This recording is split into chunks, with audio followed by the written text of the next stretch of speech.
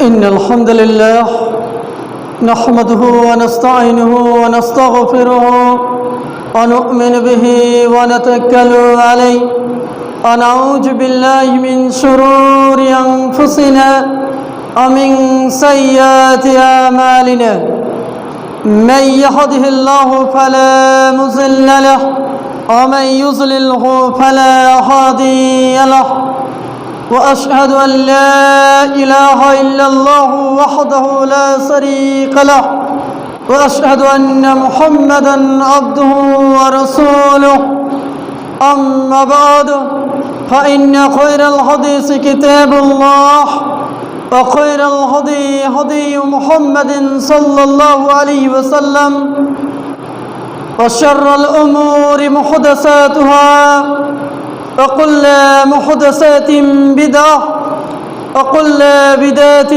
ضلالة وكل ضلالة في النار. قال الله تعالى: أعوذ بالله من الشيطان الرجيم. بسم الله الرحمن الرحيم. يا أيها الذين آمنوا اتقوا الله حق تقاته ولا تموتن إلا وأنتم مسلمون. يا أيها الناس اتقوا ربكم الذي خلقكم من نفس واحدة وخلق منها زوجها وبث منهما رجالا كثيرا ونساء واتقوا الله الذي تساءلون به والأرحام إن الله كان عليكم رقيبا. يا أيها الذين آمنوا اتقوا الله وقولوا قولا سديدا يصلح لكم أعمالكم ويغفر لكم ذنوبكم ومن يطع الله ورسوله فقد فاز فوزا عظيما. رب اشرح لي صدري ويسر لي أمري واحلل عقدة من লিসানি يفقهوا قولي. শ্রদ্ধেয় সম্মানিত উপস্থিতি এবং উপস্থিত বিশিষ্ট ওলামায়ে কেরাম, আলেমে দ্বীন, প্রথমত সে মহান আল্লাহ রাব্বুল ইজ্জতের প্রশংসা থাকি যিনি আমাদেরকে সৃষ্টি করেছেন, সুস্থ রেখেছেন, সুস্থতা দান করেছেন এবং আমাদেরকে এই বিশ্ব জগতের মধ্যে যতগুলো ছড়িয়ে ছিটিয়ে ধর্ম রয়েছে তার মধ্যে একমাত্র গ্রহণযোগ্য দিন, একমাত্র মনোনীত দিন ইসলামের মতো দিন দিয়েছেন, কোরআনের মতো বাণী দিয়েছেন এবং নবী মুহাম্মদ সাল্লাল্লাহু আলাইহি ওয়াসাল্লাম নবীর উম্মতি বানিয়েছেন। সেই মহান আল্লাহ রাব্বুল ইজ্জতের প্রশংসা থাকি আলহামদুলিল্লাহ। শান্তির ধারা বিবর্ষিত হোক বিগত নবীগণের উপর, বিশেষভাবে নবী মুহাম্মদ সাল্লাল্লাহু আলাইহি ওয়াসাল্লামের উপর, যে নবী মুহাম্মদ সাল্লাল্লাহু আলাইহি ওয়াসাল্লামের মাধ্যমে আমরা কল্যাণকর দিন পেয়েছি, যে নবী মুহাম্মদ সাল্লাল্লাহু আলাইহি ওয়াসাল্লামের মাধ্যমে আমরা ইসলামের মতো দিন পেয়েছি, যে নবী মুহাম্মদ সাল্লাল্লাহু আলাইহি ওয়াসাল্লামের মাধ্যমে আমরা আমাদের স্রষ্টাকে, আমরা আমাদের রবকে জানতে পেরেছি।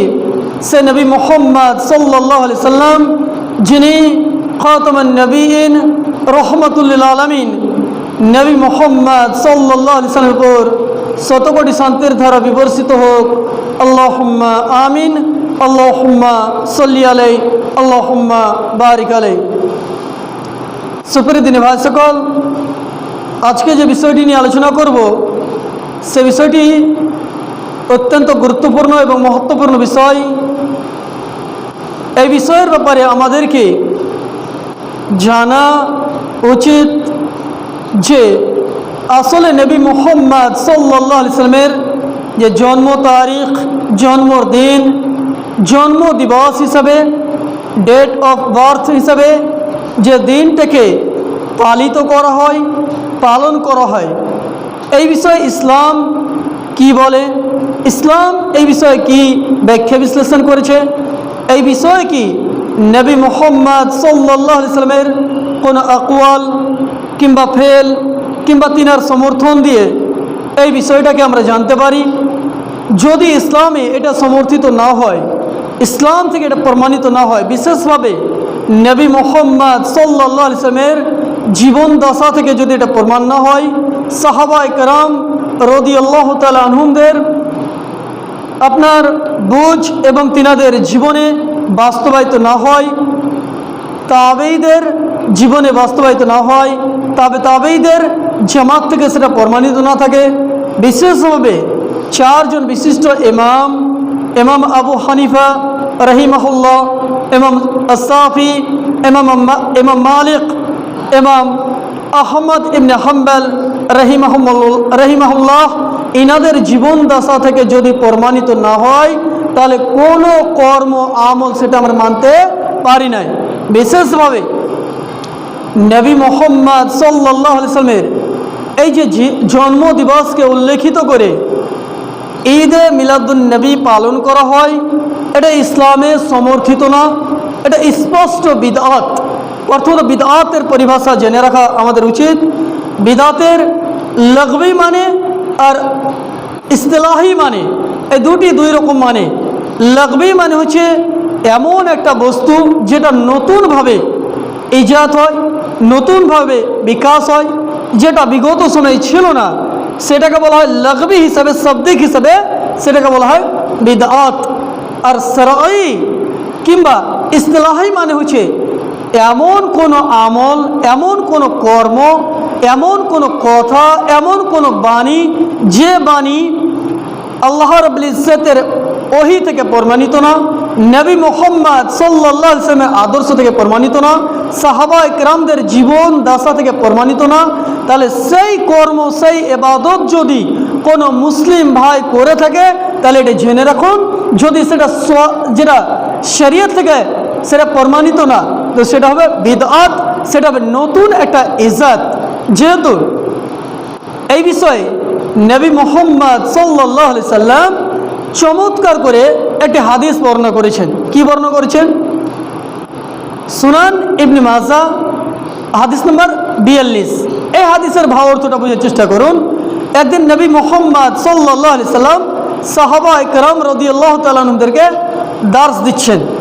সে সময় সাহাবায়ে কেরাম রাদিয়াল্লাহু তাআলা আনহু এটা অনুভব করে গেছিলেন যে এটা হতে পারে নবী মুহাম্মদ সাল্লাল্লাহু আলাইহি সাল্লামের সর্বশেষ, এটা হতে পারে নবী মুহাম্মদ সাল্লাল্লাহু আলাইহি সাল্লামের আখিরি নসিহা, এটা হতে পারে নবী মুহাম্মদ সাল্লাল্লাহু আলাইহি সাল্লামের শেষ মুহূর্তেকার বার্তা। সে সময় নবী মুহাম্মদ সাল্লাল্লাহু আলাইহি সাল্লাম সাহাবায়ে কেরামদেরকে বলছেন, সাথীবর্গদেরকে বলছেন, কি বলছেন? যে মিন বাদি ইখতিলাফান কাসীরা, নবী মুহাম্মদ সাল্লাল্লাহু আলাইহি সাল্লাম তিনি বলছেন, এ আমার সাহাবায়ে কেরাম, আমার পরে তোমরা দেখবে যে ইসলামের বিষয় নিয়ে বড় বড় মতনৈক্য, মতভেদ, মত পার্থক্য চলে আসবে। তার কারণ নবী মুহাম্মদ সাল্লাল্লাহু আলাইহি সাল্লামের জীবন দশাতে যখন কোরআন আসমানি ওহী নাজিল হতো, সে সময় সাহাবায়ে কেরাম বুঝতে পারতেন যে নাজিল হওয়ার কারণটা কি, কোরআন নাজিল হওয়ার উদ্দেশ্যটা কি। ওহী যে আসমানি নাজিল হচ্ছে, আসমান থেকে আল্লাহ রাব্বুল ইজ্জত নাজিল করছেন, এর উদ্দেশ্যটা সাহাবায়ে কেরাম সরাসরি স্বচক্ষে দেখেছেন যে কি কারণে, কোন অবস্থাতে নাজিল হয়েছে। তার কারণে নাজিলের ক্ষেত্রে, বুঝের ক্ষেত্রে তিনাদের মধ্যে কোনো মতভেদ, মত পার্থক্য সে সময় হয়নি। কিন্তু নবী মুহাম্মদ সাল্লাল্লাহু আলাইহি ওয়াসাল্লাম তিনি বলছেন যে এমন একটা যুগ, এমন একটা সময়, এমন একটা পর্যায়ে আসবে যে সময়টা হবে যে নবী মুহাম্মদ সাল্লাল্লাহু আলাইহি ওয়াসাল্লাম তিনি বলছেন মিন বাদি, আমার পরে ইখতিলাফান কাসীরা, আমার পরে বড় বড় মতনৈক্য, মত পার্থক্য তোমরা দেখতে পাবে। সে সময় নবী মুহাম্মদ সাল্লাল্লাহু আলাইহি সাল্লাম সাহাবায়ে কেরামদেরকে বলছেন যে তোমাদের জন্য সমাধান হবে যেটা, যে তোমরা কি করবে, ফা আলাইকুম বিসুন্নতি, তোমরা তখন আমার সুন্নাতকে একড়ে ধরবে, আমার সুন্নাতকে একড়ে ধরবে। নবী মুহাম্মদ সাল্লাল্লাহু আলাইহি সাল্লাম তিনি এই কথাই বলছেন যে যখন দেখবে কোনো বিষয়ে, কোনো সাবজেক্টে যখন মতভেদ, মতনৈক্য, মত পার্থক্য আসে, তখন তোমরা কি করবে, যে তোমরা আলাইকুম বিসুন্নতি ওয়া সুন্নাতে খুলাফায়ে রাশিদিন, এবং বিশিষ্ট 4 জন সাহাবী আবু বকর সিদ্দিক, উমর বিন খাত্তাব, উসমান বিন আফফান, হযরত আলী রাদিয়াল্লাহু তাআলা আনহুমদের যে আদর্শ সুন্নাহ রয়েছে সেটাকে তোমরা একড়ে ধরবে। এখানেই নবী মুহাম্মদ সাল্লাল্লাহু আলাইহি সাল্লাম ক্ষান্ত নন, বরঞ্চ নবী মুহাম্মদ সাল্লাল্লাহু আলাইহি সাল্লাম তিনি বলছেন যে তোমরা এই সুন্নাহকে, এই তরিকাকে তোমাদের চাবুলের যে দাঁত রয়েছে, ভিতরকার দাঁত, সেই দাঁত দিয়ে যেমন কোনো বস্তুকে শক্তভাবে ধরা হয়, ঠিক সেই মতো তোমরা শক্তভাবে আমার দেখানো পদ্ধতিকে, তরিকাকে, এবং বিশেষভাবে 4 জন বিশিষ্ট খোলাফায়ে রাশিদিন আবু বকর সিদ্দিক, উমর বিন খাত্তাব, উসমান বিন আফফান, হযরত আলী রাদিয়াল্লাহু তাআলা আনহুদের দেখানো তরিকাকে তোমরা একড়ে ধরবে। তারপরে নবী মুহাম্মদ সাল্লাল্লাহু আলাইহি সাল্লাম সাহাবায়ে কেরামদেরকে নসিহত করছেন যে দেখো, যখন তোমরা দেখবে যে কোনো ব্যাপারে, কোনো বিষয় নিয়ে মতভেদ, মতনৈক্য, মত পার্থক্য চলেছে, তখন তোমাদেরকে আমি একটা সাবধান করছি যে তোমরা ইসলামের নামে কোনো নতুন কোনো বিষয়কে তোমরা আশ্রয় দিবে না, নতুন কোনো বিষয়ের প্রতি তোমরা আগ্রহিত হবে না। নবী মুহাম্মদ সাল্লাল্লাহু আলাইহি ওয়াসাল্লাম তিনি বলেন, ইয়্যাকুম মুহদাসাতিল উমুর, তোমরা সাবধান, সতর্ক থাকো। এখানে একটা জিনিস বোঝার চেষ্টা করুন, নবী মুহাম্মদ সাল্লাল্লাহু আলাইহি ওয়াসাল্লাম কি ধরতে বলেছেন, যে নবী মুহাম্মদ সাল্লাল্লাহু আলাইহি ওয়াসাল্লামের দেখানো তরিকা, পদ্ধতি, যে নিয়ম নীতি, সেটাকে একড়ে ধরতে হবে। সাহাবায়ে কেরামদের পদ্ধতি, তরিকাকে একড়ে ধরতে হবে, এবং নতুন কোনো বিষয়কে আমাদের জীবনে যাতে বাস্তবায়িত না হয়, তার কারণে নবী মুহাম্মদ সাল্লাল্লাহু আলাইহি সাল্লাম আমাদেরকে সতর্ক এবং সাবধান করলেন যে তোমরা ওয়াইয়াকুম মুহদাসাতিল উমুর, তোমরা ইসলামের নামে নতুন নতুন বিষয়বস্তু থেকে তোমরা সতর্ক এবং সাবধান থাকবে। আমার বলার উদ্দেশ্য দেখেন, ইসলাম একটি চূড়ান্ত দিন, একটি ফাইনাল দিন। ইসলাম একটি পরিপূর্ণ জীবন ব্যবস্থা।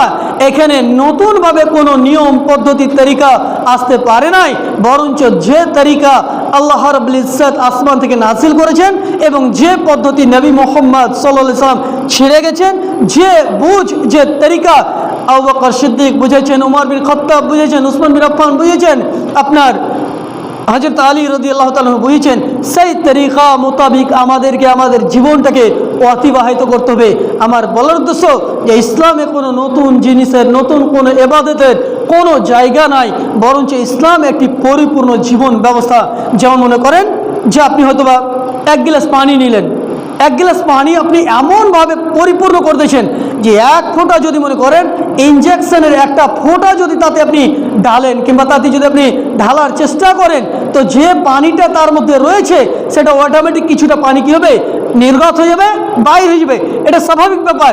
তো ঠিক সেই মতো যখন কোনো মানুষ ইসলামের তরিকাকে বাদ দিয়ে নতুন কোনো ইবাদতকে নিয়ে আসবে, তখন কিন্তু বিদআত আশ্রয় পাবে এবং সুন্নাহ আস্তে আস্তে বিলুপ্ত হয়ে যাবে, আস্তে আস্তে বিলুপ্ত হয়ে যাবে। যেমন মনে করেন আপনি সাদা কাপড় সাফ করছেন, মনে করেন সাদা কাপড় সাফ করছেন, আপনি যতটা নীল দিবেন, বোঝার চেষ্টা করবেন যে নীল যখন আপনি ঘুলেন, যতটা নীলের মাত্রা বৃদ্ধি পাবে, পানির মাত্রাটা, পানির যেটা ক্ষমতা, সেটা আস্তে আস্তে কী হবে, মিটে যাবে।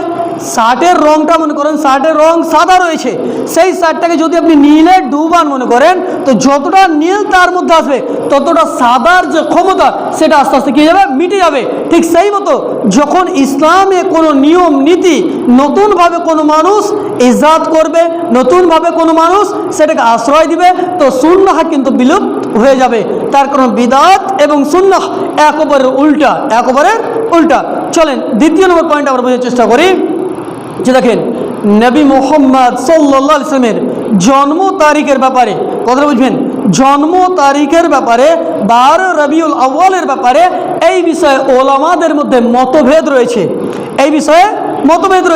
প্রথম কথা হচ্ছে যে নবী মুহাম্মদ সাল্লাল্লাহু আলাইহি ওয়াসাল্লামের জীবনদশাতে কোনো দিন জন্মদিন পালন করা হয়নি। সাহাবায়ে কেরামদের জমানাতে, আবু বকর সিদ্দিকের জমানাতে, উমর বিন খাত্তাবের জমানাতে, উসমান বিন আফফান, হযরত আলী, সাহাবায়ে কেরামদের জীবনদশাতে নবী মুহাম্মদ সাল্লাল্লাহু আলাইহি ওয়াসাল্লামের জন্মদিবস পালন করা হয়নি।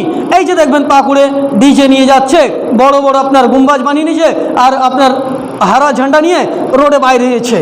এর মনে ভাববেন যে আমরা কেমন মুসলিম, যে নবী মুহাম্মদ সাল্লাল্লাহু আলাইহি ওয়াসাল্লামের জন্মদিন জন্ম তারিখ আমরা আনন্দিত কেন নয়? আমাদের মধ্যে আনন্দ কেন আসছে না? কেন আমরা আনন্দ অনুভব করব? হ্যাঁ, আনন্দ আমাদের এখানে রয়েছে যে আমরা নবী মুহাম্মদ সাল্লাল্লাহু আলাইহি ওয়াসাল্লামের আমাদেরকে উম্মতি হিসেবে আল্লাহ রাব্বুল ইজ্জত এই দুনিয়াতে প্রেরিত করেছে। এটা আমাদের জন্য সবচেয়ে বড় আনন্দের বিষয়। এটা সবচেয়ে বড় আনন্দের বিষয় যে আমরা সেই আল্লাহ রাব্বুল ইজ্জতের বান্দা হিসাবে, আল্লাহ রাব্বুল ইজ্জতের গোলাম হিসাবে, আমাদেরকে মুসলিম হিসাবে আল্লাহ রাব্বুল ইজ্জত এই দুনিয়াতে প্রেরিত করেছেন এবং নবী মুহাম্মদ সাল্লাল্লাহু আলাইহি ওয়াসাল্লামের উম্মতি হিসাবে আমাদেরকে প্রেরিত করেছেন। এটা আমাদের জন্য আনন্দের বিষয়, খুশির বিষয়। তার মানে এটা নয় যে আমরা নবী মুহাম্মদ সাল্লাল্লাহু আলাইহি ওয়াসাল্লামের দেখানো তরিকা পদ্ধতিকে বাদ দিয়ে আমরা একটা দিনকে নির্ধারিত করে আমরা ডিজে নিয়ে যাব, গান বাজনা করব, আপনার রোডে আপনার র্যালি বাইর করব। এটা ইসলাম থেকে সমর্থিত, ইসলাম থেকে প্রমাণিত না। চলেন বোঝার চেষ্টা করি যে নবী মুহাম্মদ সাল্লাল্লাহু আলাইহি ওয়াসাল্লামের জীবন দশাতে কোনোদিন এই যে 12 রবিউল আউয়ালকে কেন্দ্র করে জন্ম তারিখ মানানো হয়নি। সাহাবায়ে কেরামদের জগতে, সাহাবায়ে কেরামদের জীবন দশাতে, তিনাদের সময়সীমাতে এই যে 12 রবিউল আউয়ালে আপনার জন্মদিবস পালন করা হয়নি। এমনকি তাবেঈদের জগতে, তাবেঈদের জামানাতে এই আপনার 12 রবিউল আউয়ালকে উল্লেখিত করে ডিজে বাজানো, হারা ঝান্ডা নিয়ে রোডে র্যালি করানো এটা পদ্ধতি ছিল না। এমনকি 4 জন বিশিষ্ট ইমাম, ইমাম আবু হানিফা রহিমাহুল্লাহ, ইমাম শাফি, ইমাম মালিক, ইমাম আহমদ বিন হাম্বল রহিমাহুল্লাহ, তিনাদের জীবন দশাতে কোনো দিন নবী মুহাম্মদ সাল্লাল্লাহু আলাইহি ওয়াসাল্লামের আপনার জন্ম তারিখ পালন করা হয়নি।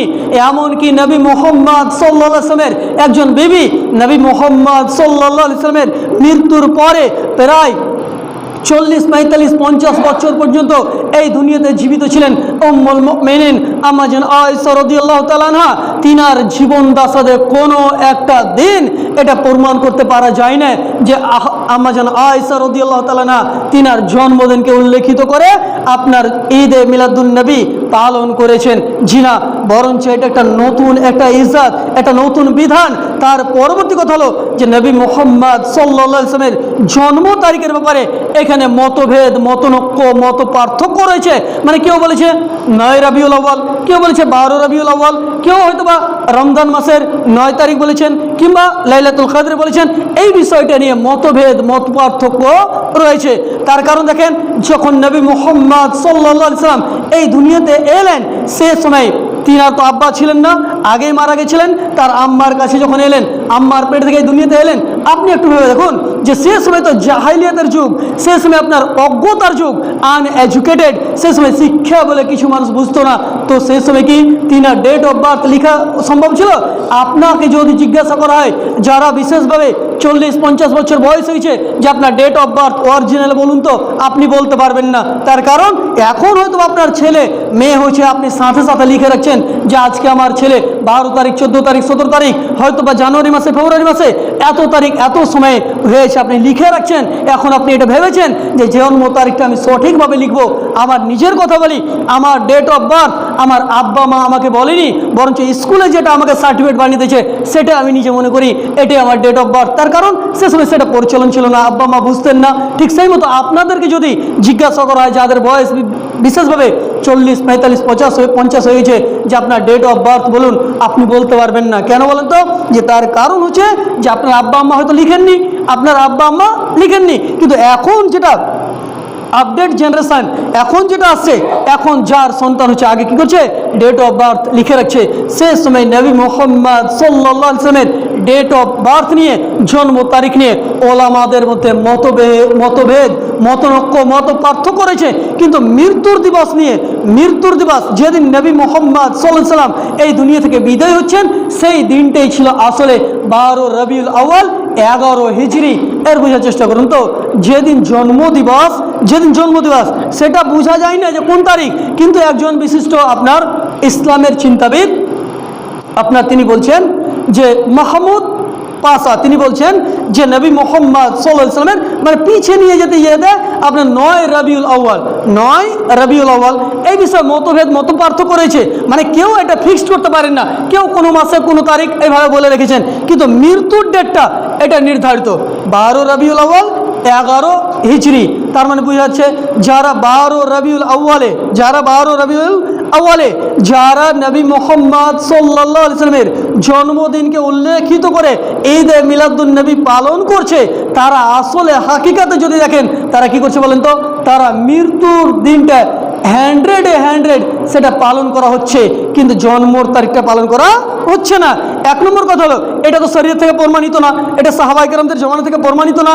তা সত্ত্বেও যদি মেনেই নেন যে এই দিনটা, যে দিনটা 12 রবিউল আউয়াল পালন করা হচ্ছে ঈদে মিলাদুন নবী ডিজে নিয়ে আর এদিক ওদিকে আপনার র্যালি নিয়ে যাওয়া হচ্ছে, এটা সম্পূর্ণ একটা যুক্তি দিয়ে যদি আপনি ভাবেন, সেটা কখনোই প্রযোজ্য হতে পারে না। সুপ্রিয় ভাই সকল, আমি শেষ মুহূর্তে একটি কোরআনের আয়াত পরিবেশন করব এবং তারপরে আমার কথা গীতি করব। দেখেন, এই জন্ম তারিখ নিয়ে, বিশেষভাবে ঈদে মিলাদুন নবী নিয়ে, নবী মুহাম্মদ সাল্লাল্লাহু আলাইহি সাল্লামের জন্ম তারিখ নিয়ে, এই দিনটাকে পালন করার বিষয় নিয়ে আপনার প্রায় 4 শতাব্দী হিজরির পরে এই দিনটাকে কিছু শিয়ারা যারা নবী মুহাম্মদ সাল্লাল্লাহু আলাইহি সাল্লামকে সর্বশেষ নবী এবং রসুল মানে না, তাদের পরিচালন থেকে আসে। আরেকটি কথা জেনে রাখুন, এই যে আমাদের সমাজে যারা নিজেকে বলে আমরা এডুকেটেড, আমরা শিক্ষিত, তারা কি করে, মনে করেন হয়তো বা একটা ফুটফুটা তার সন্তান হয়েছে, 12 বছর হলো, 9 বছর হলো, প্রত্যেক মাসে না প্রত্যেক বছরে একটা দিন করে তারা কেক কাটে। আমাদের সমাজে দেখেছেন হয়তোবা যারা অশিক্ষিত, যারা অতটা ওই ধরনের যেতে পারেনি, কিন্তু দেখেন একটু বিবেক লাগান, যারা নিজেকে শিক্ষিত বলে প্রমাণিত করছে, তারা কি আসলে শিক্ষিত যে তার ছেলের ডেট অফ বার্থকে নিয়ে আনন্দ মানাবে, কেক কাটবে? এটা কখনোই যুক্তির ক্ষেত্রে এটা আনন্দর দিন হতে পারে না। যেমন মনে করেন আপনার বাড়িতে মনে করেন 50,000 টাকা আছে, মনে করেন 50,000 টাকা আছে, মনে করেন যে 1,000 টাকা আপনার শেষ হয়ে গেল, 1,000 টাকা শেষ হয়ে গেল। আপনি বলুন তো, শেষ যখন হলো, সেই শেষ হওয়ার ক্ষেত্রে আপনি কি আনন্দ মানাবেন? আপনি কি খুশি মানাবেন? না। কেন? পয়সা তো আমার শেষ হয়ে যাচ্ছে, আমার পয়সা শেষ হয়ে যাচ্ছে, আমার লস হচ্ছে, আমার জীবন থেকে একটা জিনিস চলে যাচ্ছে। ঠিক সেই মতো মনে করেন যে আপনার জীবন থেকে একটা বছর পার হয়ে যাচ্ছে, একটা বছর যে সময় আল্লাহ রাব্বুল ইজ্জত আপনাকে দিয়েছিলেন, সেই সময়টা আপনার জীবন থেকে চলে গেল, সেই সময়টা আপনার জীবন থেকে চলে গেল। সেই সময়টা, যে সময়টা আপনাকে আল্লাহ রাব্বুল ইজ্জত দিয়েছিলেন, সেই সময়টা শেষ হয়ে গেল। তো শেষ হওয়ার ক্ষেত্রে আমাদের কি আনন্দ করা উচিত? জি না, বরঞ্চ এখানে আমাদেরকে ক্যালকুলেশন করা উচিত যে আমার 1 বছর 365 কিংবা 64 দিনে আমি কতটা আল্লাহ রাব্বুল ইজ্জতের ইবাদত করলাম, আমি কতটা নেক আমল করলাম, আমি কতটা সালেহ আমল করলাম, আমি কতটা ভালো আমল করলাম। এই বিষয় নিয়ে একজন মুমিনকে কি করা উচিত? চিন্তা ভাবনা করা উচিত, গৌর ফিকির করা উচিত। একজন মুমিন এইটা নিয়ে চিন্তা করবে যে আমার হয়তোবা 50 বছর আল্লাহ রাব্বুল ইজ্জত আমাকে আয়ু দিয়েছেন, তার মধ্যে 30 বছর 32 বছর আমার জীবন থেকে চলে গেল, আমি তো জাস্ট আর 15 16 17 বছর আছি, এই সময়ের মধ্যে আমাকে কবরে যেতে হবে, কবরে সফর করতে হবে। তাহলে আপনাকে তো চিন্তা করা উচিত, এখানে আনন্দ করার কিছু না, বরঞ্চ আপনাকে এখানে গৌর ফিকির করা উচিত। সুপ্রিয় দিনী ভাই সকল, আমি যে কথাটা বলতে চাইছিলাম যে দেখেন, এই যে আপনার ডেট অফ বার্থ পালন করা, জন্মদিন পালন করা, এটা হচ্ছে ইয়াহুদিদের কালচার, ইয়াহুদি নাসারাদের কালচার। কিন্তু আল্লাহ রাব্বুল ইজ্জত বিশেষভাবে যেমন ইবলিস শয়তান থেকে আমাদেরকে কি বলেছেন? বাঁচতে বলেছেন যে তোমরা ইবলিস শয়তান থেকে তোমরা বেঁচে থাকো, তাদের পথ তাদের তরিকা থেকে বেঁচে থাকো। ঠিক সেই মতো আল্লাহ রাব্বুল ইজ্জত ইয়াহুদি এবং নাসারাদেরকে বিশেষভাবে বলেছেন যে তোমরা তাদেরকে বন্ধু হিসাবে গ্রহণ করো না, তাদেরকে আপনারা দোস্ত হিসাবে, বন্ধু হিসাবে গ্রহণ করেন না। এই বিষয়ে আল্লাহ রাব্বুল ইজ্জত তিনি নিজেই বলছেন, কি বলছেন? সূরা মায়দা সূরা 5 আয়াত নম্বর 51 মধ্যে বলছেন, ইয়া আইয়ুহাল্লাযীনা আমানু, হে ঈমানদারেরা, হে মুমিনেরা, যারা ঈমান এনেছো, যারা ইসলামকে ভালোবাসো, যারা শরীয়তকে ভালোবাসো, তাদেরকে আল্লাহ বলছেন ইয়া আইয়ুহাল্লাযীনা আমানু লা তাত্তাখিযুল ইয়াহুদা ওয়ান নাসারা। আল্লাহ বলছেন হে ঈমানদারেরা, হে মুমিনেরা, তোমরা ইয়াহুদি এবং নাসারাদেরকে বন্ধু হিসেবে গ্রহণ করো না, তাদের সাথে তোমরা বন্ধুত্ব করো না। তার কারণ ইয়াহুদিদের কালচার, ইয়াহুদিদের যে তরিকা, পদ্ধতি, নীতি এত খারাপ যে তারা সত্যকে জানার পরেও সেটাকে চাপা দিয়ে দেয়। এমনকি নবীদের যুগের যখন আপনি ইতিহাস পড়বেন, ইয়াহুদিদের ইতিহাস পড়বেন, যে তারা এমন কৌশল করেছিল, এই বিষয়ে যদি কথা বলতে যাওয়া যায়, অনেক সময় হয়ে যাবে। আমার বলার উদ্দেশ্য যে আমাদেরকে ইয়াহুদীদের কালচার থেকে ফিরে আসতে হবে এবং নাসারাদেরকে বন্ধু হিসাবে গ্রহণ করতে হবে না। তার কারণ আল্লাহ রাব্বুল ইজ্জত তিনি নিজেই বলেছেন যে তোমরা ইয়াহুদি এবং নাসারাদেরকে বন্ধু হিসেবে গ্রহণ করো না। আল্লাহ বলছেন ইয়া আইয়ুহাল্লাযীনা আমানু লা তাত্তাখিযুল ইয়াহুদা ওয়ান নাসারা, হে ঈমানদারেরা, হে মুমিনেরা, হে মুসলিমেরা, তোমরা বিশেষভাবে ইয়াহুদীদেরকে এবং নাসারাদেরকে দোস্ত হিসাবে বন্ধু হিসাবে গ্রহণ করো না। তার কারণ যে ইয়াহুদীরা এত বদ যখন বলতে গেলাম, একটা ছোট্ট একটা ঘটনা বলে দিই, তারপরে ইনশাআল্লাহ আমি আমার কথাকে ইতি করব। দেখেন বিগত সময়ে বিগত সময়ে আপনার হিটলার প্রায় আপনার 60 লক্ষ ইয়াহুদীদেরকে হত্যা করেছিল। 1-2 নয়, 1-2টা, এই সাংরাপুরে যে যত জনতা আছে এতটা না, 60 লক্ষ ইয়াহুদীকে যখন হত্যা করলো, তো কিছু ইয়াহুদী যখন বেঁচে গেল, কিছু সংখ্যাতে হয়তো বা 50, 60, 100 কিছুটা সংখ্যা বেঁচে গেল। তারপরে তারা কি করলো বলেন তো? তারা ফিলিস্তিনে গেল।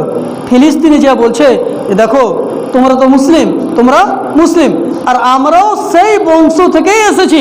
আর আসলে ইয়াহুদীদের সম্পর্ক মুসলিমদের সঙ্গে খুবই আপনার নিকটবর্তী। তার কারণ যে ইয়াহুদীরা এসছে ইয়াকুব আলাইহিস সালামের 12 জন সন্তান, তার মধ্যে একজন সন্তান ছিলেন ইয়াহুদা, তার মধ্যে একজন ছিল আপনার ইউসুফ আলাইহিস সালাম এবং একজন ছিল ইয়াহুদা।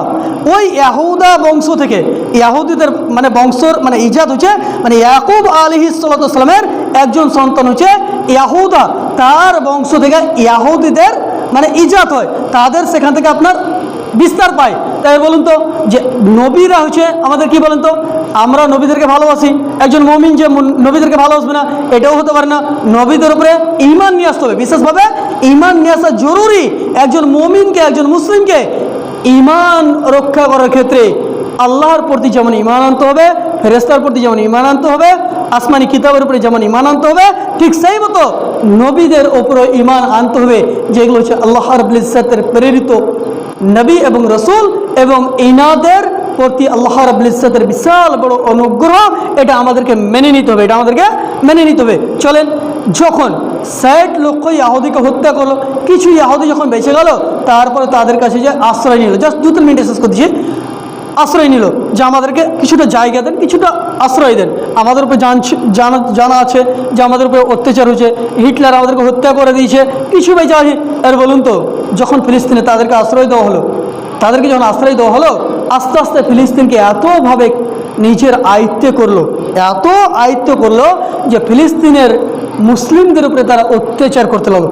আর বলুন তো ইয়াহুদীরা কত বদ দেখেন, যে যাদেরকে আপনি আশ্রয় দিলেন তারাই আপনার উপরে চড়ে যায়, তারাই আপনার উপরে হামলা করলো এবং আপনাদের উপরে জুলুম করলো, আপনাদেরকে হত্যা করলো। আর বলুন তো কোরআনের ওই আয়াতটাকে যদি তারা মেনে নিত যে আল্লাহ রাব্বুল ইজ্জত তিনি বলেছেন ইয়াহুদী এবং নাসারাদেরকে তোমরা বন্ধু হিসেবে গ্রহণ করো না, যদি করো অবশ্যই ক্ষতিতে পড়বে। তার কারণ আল্লাহ রাব্বুল ইজ্জতের বিধান অত্যন্ত চমৎকার এবং সূক্ষ্ম বিধান। এই বিধানের মধ্যে রয়েছে কল্যাণ, এই বিধানের মধ্যে রয়েছে মঙ্গল। সুপ্রিয় দিনী ভাই সকল, ইসলামকে মানার চেষ্টা করুন। বিশেষভাবে আমি শেষ মুহূর্তে একটা কথা বলি যে দেখেন, আপনি যদি এখনও বেনমাজি আছেন, আপনি যদি এখনও নামাজ থেকে দূরে আছেন, কোনো সময় ভাববেন কবরটাকে নিয়ে ভাববেন যে আপনি যে কবরে চলে যাবেন, আমি যে কবরে চলে যাব, আমার জীবনে সলাৎ নেই, আমার জীবনে নামাজ নেই। সলাৎ নেই মানে আপনি কাফেরদের লিস্টে রয়েছেন। ওলামাদের ফতোয়া দেখে নেবেন, কোরআন বুঝার চেষ্টা করুন, আলেমদের কাছে বসার চেষ্টা করুন যে যদি বেনমাজি কেউ থাকে, এমনকি বিশিষ্ট ওলামা ইকরামদের এটা ফতোয়া যে তাকে মুসলিমদের কবরে তার কবরস্থতাকে করানো হবে না, এমনও ফতোয়া রয়েছে, এমনও কোরআন রশ্মিতে তাদের আলোচনা রয়েছে। কিন্তু আমরা এত সংখ্যাতে মুসলিম, কিন্তু আমরা বেনমাজি। আজকে আকসারিয়াত মুসলিম আজকে নমাজকে এত তুচ্ছ মনে করেছে, এত ছোট মনে করেছে যে আজকে তারা নমাজ থেকে দূরে। সুপ্রিয় দিনী ভাই সকল, যদি আপনি এখনও নমাজ থেকে দূরে আছেন, নামাজ পড়ুন, ইসলামকে বোঝার চেষ্টা করুন। একটাই চান্স, একটাই সময়, এই সময়ের মধ্যে আমাদেরকে চলে যেতে হবে।